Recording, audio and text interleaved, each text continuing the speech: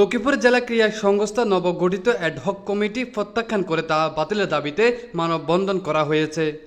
Safe হাসপাতাল, normal ডেলিভারিতে আপনার আস্থার হাসপাতাল। একই সঙ্গে সর্বস্তরে ক্রীড়ানুরাগী সাবেক খেলোয়াড় ও দক্ষ সংগঠকদের অন্তর্ভুক্ত করে পুনরায় কমিটি গঠনের দাবি জানানো হয়। রোববার 6 এপ্রিল দুপুরে লক্ষ্মীপুর স্টেডিয়াম প্রাঙ্গণে ক্লাব সমিতি, সাবেক খেলোয়াড়বৃন্দ, আম্পায়ার, স্কয়ার, রেফারি ও জেলা ক্রীড়া সংস্থার সাবেক সদস্যগণের ব্যানারে এই আয়োজন করা হয়।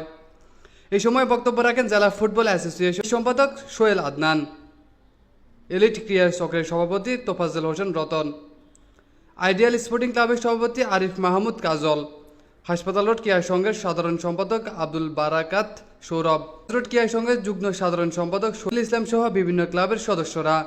উল্লেখযোগ্য, গত 28শে মার্চ লক্ষ্মীপুর জেলা ক্রীড়া সংস্থার নতুন অ্যাডহক কমিটির ঘোষণা করা হয়।